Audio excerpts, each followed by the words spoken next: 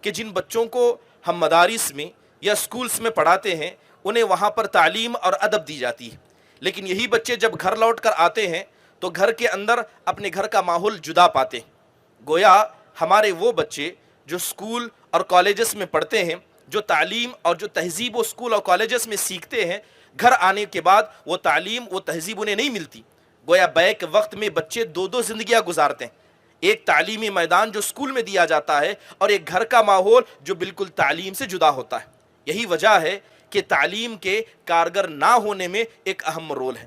لہذا اس اعتبار سے بھی حضرت عائشہ رضی اللہ عنہا یہ مکثرین حدیث میں سے جنہوں نے بہت ساری حدیثیں بیان کی، بلکہ ایک کتاب مسند عائشہ جو لکھی گئی ہے اس کے اندر صرف حضرت عائشہ رضی اللہ عنہا سے 2210 حدیثیں مروی ہیں۔ اگر مان لیجئے کہ اسلام نے خواتین کی تعلیم پر زور نہ دیا ہوتا اور صرف حضرت عائشہ ان حدیثوں کو ہم تک منتقل نہ کرتی تو 2210 حدیثیں کہ نبی کریم صلی اللہ علیہ وسلم کی مجلسوں میں کیا صرف مرد اکٹھا ہوتے تھے؟ کیا خواتین نہیں آتی تھی؟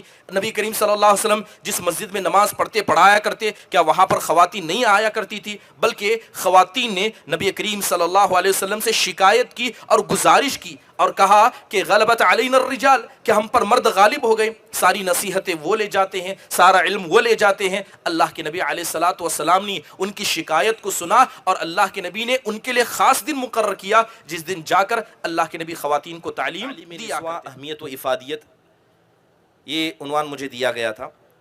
میں نے آیت کریمہ پڑھی، اللہ سبحانہ و تعالیٰ اس آیت میں نبی کریم صلی اللہ علیہ وسلم کے ازواج مطہرات سے خطاب کرتے ہوئے فرماتے ہیں کہ نبی کی بیویوں، جو قرآن کی آیتیں اور اسی طرح حکمت سنت مطہرہ تمہارے گھر کے اندر پڑھی جاتی ہے اس کا تم بھی ذکر کیا کرو۔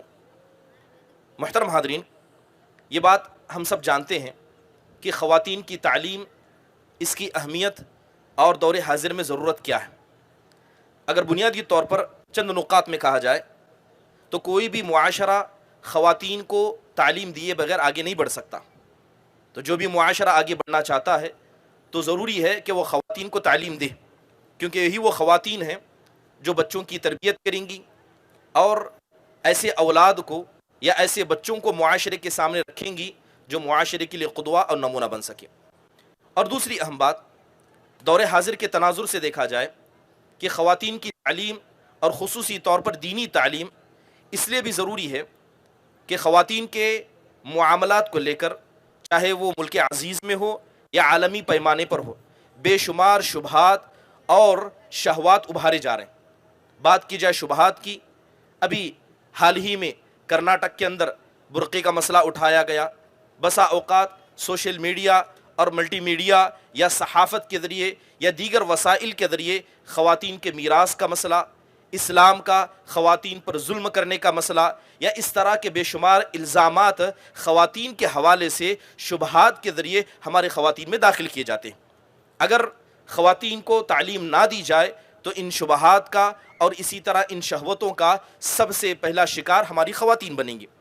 اور خواتین کی تعلیم اس لیے بھی ضروری ہے کیونکہ تعلیم کا انکار کوئی نہیں کرتا، لیکن مسئلہ یہ ہو جاتا ہے کہ جن بچوں کو ہم مدارس میں یا اسکولس میں پڑھاتے ہیں انہیں وہاں پر تعلیم اور ادب دی جاتی ہے، لیکن یہی بچے جب گھر لوٹ کر آتے ہیں تو گھر کے اندر اپنے گھر کا ماحول جدا پاتے ہیں۔ گویا ہمارے وہ بچے جو اسکول اور کالجز میں پڑھتے ہیں، جو تعلیم اور جو تہذیب و اسکول اور کالجز میں سیکھتے ہیں، گھر آنے کے بعد وہ تعلیم وہ تہذیب انہیں نہیں ملتی۔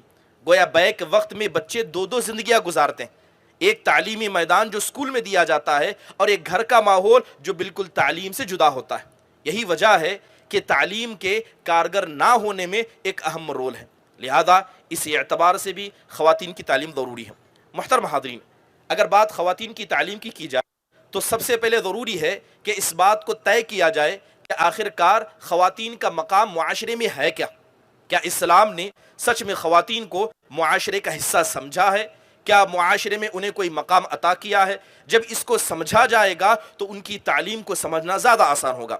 اگر آپ دیکھیں، قرآن و حدیث کا مطالعہ کریں تو سب سے پہلی بنیادی بات ہمیں جو سمجھ میں آتی ہے وہ یہ ہے کہ اللہ تبارک و تعالیٰ نے جس طرح معاشرے کا ایک اہم عنصر مردوں کو قرار دیا ہے، اسی طرح اہم حصہ خواتین کو بھی قرار دیا ہے۔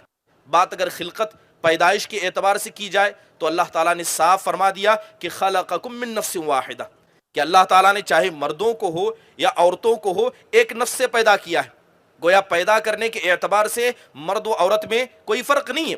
اور دوسری بات یہ ہے کہ جب بات اسلام کی تعلیمات پر عمل کرنے کی آئے تو اسلام نے یہاں بھی مرد و عورتوں کے درمیان کوئی تمیز نہیں کی، بلکہ بڑا مشہور قصہ ہے کہ صحابیہ حضرت ام سلمہ ام المؤمنین رضی اللہ عنہا اللہ کے نبی علیہ الصلاۃ والسلام کے پاس آئیں اور آ کر کہنے لگی، اے اللہ کے نبی، کیا وجہ ہے کہ ہم قرآن میں جب بھی پڑھتے ہیں تو اللہ تعالیٰ ہمیشہ مردوں سے خطاب کرتا ہے، کیونکہ یہی اغلب ہے، لہذا ان کو خطاب کیا جاتا ہے، عورتوں سے کوئی خطاب نہیں کیا جاتا ہے. تو اللہ تبارک و تعالیٰ نے ایک آیت کریمہ نازل کی جس میں اللہ تعالیٰ نے 10 احکام کا حکم دیا اور ان 10 احکام میں مرد و عورت کو ایک صف میں شامل کیا. اللہ تعالیٰ نے کہا ان المسلمین والمسلمات والمؤمنین والمؤمنات، اللہ تعالیٰ نے کہا کہ مسلمان مرد مسلمان خواتین، مومن مرد مومن خواتین، اللہ تعالیٰ کی اطاعت کرنے والے مرد و خواتین، اسی طرح سچ بولنے والے، صبر کرنے والے، اللہ سے ڈرنے والے، صدقہ کرنے والے، روزہ رکھنے والے، اپنے شرمگاہوں کی حفاظت کرنے والے، اللہ کا ذکر کرنے والے. اللہ تعالیٰ نے 10 احکام نازل کیے اور اس میں مرد و عورت کو ایک صف میں شامل کر دیا. تو پتہ یہ چلا کہ جب بات اسلام کے احکام پر عمل کرنے کی آئے تو اسلام نے یہاں مرد و عورت کے درمیان تمیز نہیں کی ہے، بلکہ دونوں کو ایک صف میں شامل کیا ہے. اکثر ایک اعتراض یہ اٹھایا جاتا ہے کہ اللہ تبارک و تعالیٰ نے جب بھی چنا ہے اپنی عبادت کے لیے تو ہمیشہ مردوں کو چنا ہے، اور قرآن کی آیت بطور دلیل پیش کی جاتی ہے. کہا جاتا ہے کہ ان اللہ اصطفى آدم ونوحا وآل ابراہیم وآل عمران علی العالمین، کہ بے شک اللہ تبارک و تعالیٰ نے سارے جہاں کے لوگوں پر حضرت آدم کو ہو، حضرت نوح کو ہو، آل ابراہیم کو ہو اور آل عمران کو چن لیا ہے. گویا یہی ہیں جو دین کی اصل خدمت کرتے ہیں اور دین کی عبادت کے لیے اللہ نے ان کو چن لیا ہے. جبکہ بات حقیقت ایسی نہیں ہے. اللہ تبارک و تعالیٰ نے جس طرح مردوں کو اپنی عبادت کے لیے چنا ہے، اللہ تعالیٰ نے کچھ ایسی نیک بندیاں بھی پیدا کی جنہیں اللہ نے اپنی عبادت کے لیے چنا. اللہ تعالیٰ فرماتے ہیں وَإِذْ قَالَتِ الْمَلَائِكَةُ يَا مَرْيَمُ إِنَّ اللَّهَ اسْتَفَاكِ وَطَهَّرَكِ وَاسْتَفَاكِ عَلَى نِسَاءِ الْعَالَمِينَ. اللہ تعالیٰ کہتا ہے کہ جب اے فرشتوں نے کہا کہ مریم بے شک اللہ تعالیٰ نے آپ کو چنا ہے اور آپ کو پاک کیا ہے اور سارے جہاں کی خواتین پر آپ کو فضیلت بخشی ہے. تو جس طرح اللہ نے مردوں کو عبادت کے لیے چنا، اللہ تعالیٰ نے ویسے ہی خواتین کو بھی اپنی عبادت کے لیے چنا ہے. گویا اسلام ایک بڑا مقام خواتین کو دیتا ہے. یہی وجہ ہے کہ جب حضرت مریم علیہ السلام کی والدہ نے اپنے پیٹ میں آنے والے بچے کے حوالے سے نظر مانی تو اللہ تعالیٰ نے ان کی نظر کو قبول کیا. خود نبی کریم صلی اللہ علیہ وسلم کے زمانے میں دیکھیں کہ اللہ کے نبی علیہ السلام کے پاس جب مرد آتے اور بیعت لیا کرتے تو اللہ کے نبی جس طرح مردوں سے بیعت لیتے اسی طرح اللہ کے نبی خواتین سے بھی بیعت لیا کرتے. تو یہ بات بتاتی ہے کہ خواتین کا مقام معاشرے میں کیا ہے. اور جب ہم قرآن پڑھتے ہیں تو یہ بات بھی ہمیں سمجھ میں آتی ہے کہ جس طرح قرآن میں اللہ تعالیٰ نے مردوں کے ایمان کا، ان کی ایک مضبوط رائے کا اور اسلام کی خدمت کا ذکر کیا ہے، وہیں پر اللہ تعالیٰ نے ایسی بہت ساری خواتین کا بھی ذکر کیا ہے جن کی ایک اپنی رائے تھی، جن کی ایک اپنی ایمانی قوت تھی اور جن کی اسلام کے تئیں خدمت تھی. قرآن پڑھتے ہیں تو جہاں اللہ تعالیٰ نے اولو العزم نبیوں میں حضرت موسیٰ کا ذکر کیا تو اللہ تعالیٰ نے وہیں پر ان کی والدہ کا بھی ذکر کیا، ان کی والدہ کی خدمات کا ذکر کیا، ان کی بہن کا ذکر کیا اور اسی طرح فرعون کی بیوی کا ذکر کیا. اللہ تعالیٰ نے جہاں پر اولو العزم نبیوں میں حضرت عیسیٰ کا ذکر کیا تو اللہ تعالیٰ نے ان کی والدہ کا بھی ذکر کیا. خود جناب محمد الرسول اللہ صلی اللہ علیہ وسلم کا جہاں پر قرآن کے اندر ذکر ہوا ہے یا خود اللہ کے نبی علیہ السلام کی خدمت کو قرآن و حدیث میں سرایا گیا ہے، اسی طرح نبی کریم صلی اللہ علیہ وسلم کے زمانے میں بہت ساری ایسی خواتین تھی جنہوں نے دین اسلام کو اپنے مال کے ذریعے ہو یا اپنی خدمت کے ذریعے ہو اسلام کو طاقت پہنچائی. تو حدیثوں کے اندر ان کا بھی ذکر کیا گیا، چاہے وہ حضرت خدیجہ رضی اللہ عنہا، چاہے وہ حضرت عائشہ ہو یا عمومی طور پر سارے امہات المؤمنین ہو. محترم حاضرین، یہی وجہ ہے کہ اسلام نے خواتین کی تعلیم کو واجب قرار دیا کہ خواتین کی تعلیم واجب ہے. خود یہ بات ہمیں واضح طور پر سمجھ میں آتی ہے کہ جس طرح مردوں کو نماز پڑھنا ہے، روزہ رکھنا ہے، حج کرنا ہے، زکوٰۃ دینا ہے، دعوت اللہ کا کام کرنا ہے، یہی ساری ذمہ داریاں اللہ نے خواتین کو بھی دی ہیں. کیا ایسا ہو سکتا ہے کہ مرد تعلیم حاصل کریں اور تعلیم کے تمام راستوں کو اپنے لیے مہیا کر لیں اور وہ عمل میں آگے بڑھ جائیں اور خواتین کو تعلیم سے دور رکھیں اور وہ عمل میں آگے بڑھ جائیں؟ ایسا ہو نہیں سکتا۔ خواتین کو جب نماز پڑھنا ہے تو ان کے احکام کا علم بھی انہیں ہونا چاہیے، انہیں روزہ رکھنا ہے، حج کرنا ہے، دعوت اللہ کا کام کرنا ہے، تو انہیں بھی علم کا حاصل کرنا ضروری ہے تاکہ وہ اپنے اس فریضہ منصب کو انجام دے سکیں۔ تو پتہ یہ چلا کہ جس طرح تعلیم مردوں کے لیے ضروری ہے، خواتین کے لیے بھی ضروری ہے۔ محترم حاضرین، اگر آپ دیکھیں کہ نبی کریم صلی اللہ علیہ وسلم کے زمانے میں اس بات کا بڑا اہتمام کیا جاتا تھا، خواتین کی تعلیم پر زور دیا جاتا تھا، اس کی چند مثالیں کچھ اس طرح دیکھ سکتے ہیں کہ نبی کریم صلی اللہ علیہ وسلم کی مجلسوں میں کیا صرف مرد اکٹھا ہوتے تھے؟ کیا خواتین نہیں آتی تھی؟ نبی کریم صلی اللہ علیہ وسلم جس مسجد میں نماز پڑھایا کرتے، کیا وہاں پر خواتین نہیں آیا کرتی تھی؟ بلکہ خواتین نے نبی کریم صلی اللہ علیہ وسلم سے شکایت کی اور گزارش کی اور کہا کہ غلبت علینا الرجال، کہ ہم پر مرد غالب ہو گئے، ساری نصیحتیں وہ لے جاتے ہیں، سارا علم وہ لے جاتے ہیں۔ اللہ کے نبی علیہ الصلوۃ والسلام نے ان کی شکایت کو سنا اور اللہ کے نبی نے ان کے لیے خاص دن مقرر کیا جس دن جا کر اللہ کے نبی خواتین کو تعلیم دیا کرتے تھے۔ محترم حاضرین، یہی وجہ ہے کہ آپ دیکھیں جب ہم تاریخ کا مطالعہ کرتے ہیں اور تاریخ کو پڑھتے ہیں تو کچھ ایسے تابندہ نقوش خواتین کے حوالے سے ہمیں ملتے ہیں جو بتاتے ہیں کہ نبی کریم صلی اللہ علیہ وسلم کے زمانے میں ہو یا آپ کے بعد کے زمانے میں ہو، خواتین کا تعلیمی معیار کتنا بلند تھا۔ بات کی جائے اگر نبی کریم صلی اللہ علیہ وسلم کی بیویوں کی، حضرت عائشہ رضی اللہ عنہا یہ مکثرین حدیث میں سے جنہوں نے بہت ساری حدیثیں بیان کی، بلکہ ایک کتاب مسند عائشہ جو لکھی گئی ہے اس کے اندر صرف حضرت عائشہ رضی اللہ عنہا سے 2210 حدیثیں مروی ہیں۔ اگر مان لیجئے کہ اسلام نے خواتین کی تعلیم پر زور نہ دیا ہوتا اور صرف حضرت عائشہ ان حدیثوں کو ہم تک منتقل نہ کرتی تو 2210 حدیثیں ہم تک کبھی نہیں پہنچتی تھی۔ یہی وجہ ہے کہ آپ دیکھیں کہ نبی کریم صلی اللہ علیہ وسلم کے زمانے میں خواتین کے اندر تعلیمی بیداری موجود تھی، خواتین آ کر علم سیکھا کرتی، نبی کریم صلی اللہ علیہ وسلم سے سوال پوچھا کرتی۔ یہی وجہ ہے کہ حضرت عائشہ رضی اللہ عنہا نے کہا نعم النساء نساء الانصار، کہ سب سے بہترین عورتیں یہ انصار کی عورتیں ہیں، انہیں حیا نے کبھی تعلیم حاصل کرنے سے نہیں روکا، ہمیشہ آتی اور نبی کریم صلی اللہ علیہ وسلم سے اپنے مسائل کو دریافت کیا کرتی۔ بلکہ نبی کریم صلی اللہ علیہ وسلم کے زمانے میں خواتین کی تعلیم کا معیار اتنا بلند تھا کہ خواتین تحقیق کا مزاج رکھتی تھی، اور یہ بات ہم سب جانتے ہیں کہ تحقیق کا مزاج وہی رکھ سکتا ہے جس کے پاس علم و عرفان پہلے سے موجود ہو۔ نبی کریم صلی اللہ علیہ وسلم نے ایک مرتبہ حدیث بیان کرتے ہوئے کہا من حوسب عذب، کہ جس آدمی کا قیامت کے دن حساب لیا گیا اس کو عذاب دیا گیا۔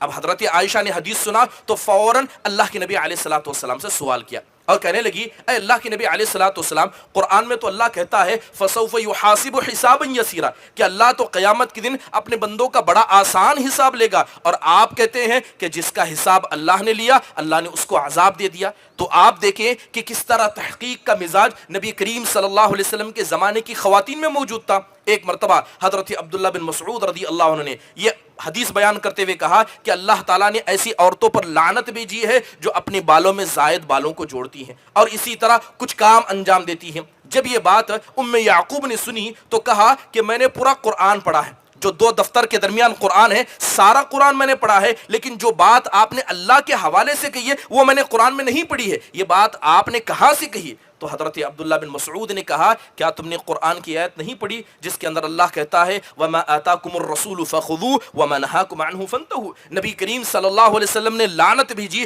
اور جن عورتوں پر اللہ کے نبی نے لعنت بھیجی ان پر میں لعنت کیوں نہ بھیجوں؟ تو آپ دیکھیں کہ جب معاملات ایسے ہوتے، کوئی بات سمجھ میں نہ آتی، خواتین کی طرف سے باقاعدہ تحقیق کا مزاج دیکھا جاتا۔ محترم حاضرین، یہی وجہ ہے کہ تعلیم کا ایک عجیب سا معیار نبی کریم صلی اللہ علیہ وسلم کے زمانے کی خواتین میں موجود تھا۔ کتنے ایسی صحابیات تھی جنہوں نے براہ راست تعلیم نہیں حاصل کی، لیکن صرف اللہ کے نبی علیہ الصلوۃ والسلام کی زبان سے سن کر چیزوں کو یاد کیا۔ ام ہشام بنت حارثہ اور اسی طرح عمرہ بنت عبد الرحمن رضی اللہ عنہا، ان دونوں صحابیات کے حوالے سے حدیث کے اندر آتا ہے کہ ان دونوں نے سورہ قاف کو صرف اللہ کے نبی کی زبان سے سن سن کر یاد کیا۔ یہ شوق، یہ جذبہ خواتین کے اندر کہاں سے آیا؟ کیونکہ ایسا ماحول خواتین کو اس وقت دیا گیا تھا۔ محترم حاضرین، اگر بات کی جائے خواتین کی خدمات کی، وہ خدمات جو دینی خدمات ہیں، آپ یقیناً تاریخ پڑھیں، کچھ ایسے نقوش ہمیں ملیں گے جو انسان کو ہلا کر رکھ دیں گے کہ خواتین کا تعلیم میں کیا معیار ہوا کرتا۔ امام ذہبی رحمہ اللہ نے اپنی کتاب کے اندر لکھا ہے کہ جب میں نے تاریخ کو پڑھا، میں نے جب تاریخ کو پڑھا تو ایک بڑی عجیب چیز مجھے خواتین کے حوالے سے ملی۔ وہ کہتے ہیں کہ جتنا بھی حدیثوں کے اندر جھوٹ بولا گیا ہے وہ سارا جھوٹ مردوں نے بولا ہے، میں نے کسی بھی ایسی عورت کو نہیں دیکھا جس نے حدیث بیان کی ہو اور حدیث بولنے میں جھوٹ بولی ہو. کسی خاتون نے حدیث بیان کرنے میں جھوٹ نہیں بولا. سارا جھوٹ مردوں نے بولا ہے، بلکہ مردوں میں نیک لوگوں نے بولا ہے. اسی طرح آپ دیکھیں کہ خواتین کا ایک عجیب معیار ہے. آپ جائیں صحابہ کے زمانے میں، کتنے ایسے جلیل القدر صحابہ تھے جو عورتوں کی وجہ سے مسلمان ہوئے، چاہے وہ حضرت عمر بن خطاب ہو، چاہے وہ حضرت ابو طلحہ رضی اللہ عنہ ہو، یا یرموک کے مقام پر، احد کے مقام پر خواتین کی ثابت قدمی ہو، جن کی وجہ سے کیا ہے مردوں کو بڑی ہمت ملی. محترم حاضرین، خواتین تو علم سے ایسی لیس تھی کہ وہ اللہ کی راہ میں ہر کام کو انجام دینے کے لیے آگے بڑھتی. دیکھا گیا کہ چند لوگ داخل ہوئے، حضرت عثمان بن عفان کے گھر میں داخل ہوئے، قتل کرنے کا ارادہ کرنے لگے، لیکن ایک خاتون آگے بڑھتی ہے اور اپنے شوہر کا دفاع کرتی ہے. وہ کون تھی؟ حضرت عثمان بن عفان رضی اللہ عنہ کی بیوی حضرت نائلہ تھی. اور اسی طرح ام عمارہ نصیبہ بنت کعب الانصاریہ رضی اللہ عنہ کا قصہ بھی بڑا مشہور ہے. یہ حضرت زید بن عاصم کی بیوی تھی اور ان کے بیٹے حضرت حبیب بن زید تھے، جسے مسلمہ بن کذاب نے ٹکڑوں ٹکڑوں میں کاٹ کر ختم کیا تھا. انہوں نے قسم کھائی کہ اگر مسلمہ مجھے مل جائے تو میں اپنی اولاد کا بدلہ ضرور لیں گی. یہاں تک کہ جب مسلمہ بن کذاب کو مارا گیا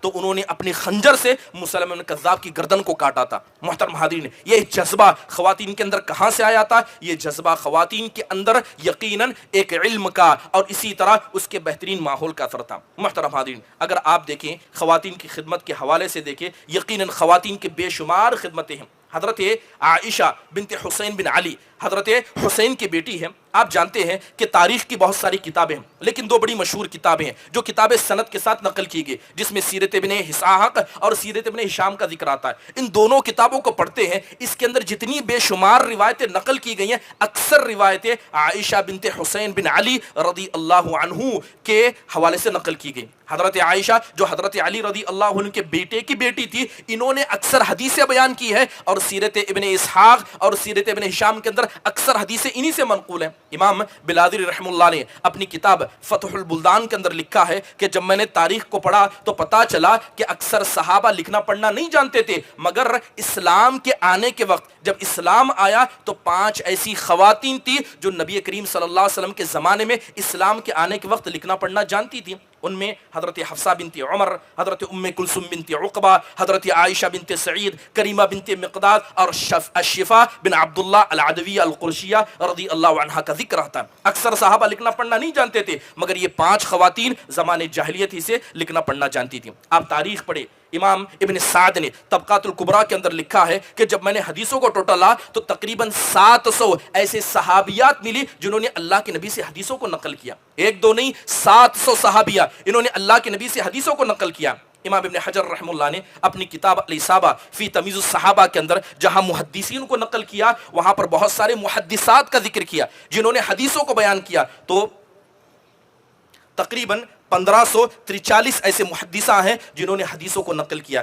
محترم حاضرین، یقین جانیے بڑے بڑے ائمہ، بڑے بڑے محدثین نے خواتین سے علم حاصل کیا. ابن عساکر رحم اللہ کو کون نہیں جانتا؟ ان کے 8 اساتذہ میں خواتین موجود تھی. ابن حزم القرطبی رحم اللہ علیہ یہ پائے کے چوٹی کے عالم تھے، انہوں نے جتنا سیکھا ہے سارا علم خواتین سے سیکھا ہے. بڑا ہی کم ذکر کیا جاتا ہے کہ انہوں نے کسی غیر یعنی کسی مرد سے بھی علم کو حاصل کیا ہوگا. بتانے کا مقصد یہ ہے کہ ہماری تاریخ بڑی روشن ہے، خواتین کی تعلیم کے حوالے سے بڑی روشن ہے. بڑے بڑے ائمہ نے خواتین سے علم حاصل کیا، لیکن آج جب ہم خواتین کا ماحول دیکھتے ہیں بڑا افسوس ہوتا ہے کہ خواتین تعلیم میں اتنی پسماندہ ہیں، خاص کر دینی تعلیم میں. اللہ تعالیٰ سے دعا ہے کہ اللہ تبارک و تعالیٰ ہماری خواتین کو تعلیم کی طرف توجہ دینے اور اسی طرح ان کے ذمہ داروں کو اپنی خواتین کی تعلیم پر توجہ دینے، اور اسی طرح اس طرح کے جو مدارس تعلیم خواتین کی تعلیم کی طرف ابھارتے ہیں، یہ خواتین کی تعلیم کو دیتے ہیں، اللہ تعالیٰ ایسے مدارس کو ہر قسم کے حسد اور اسی طرح نظر بد سے بچا کر رکھے. اللہ ان کو قائم و دائم رکھے. آمین. اقول قولی هذا واستغفر الله لي ولكم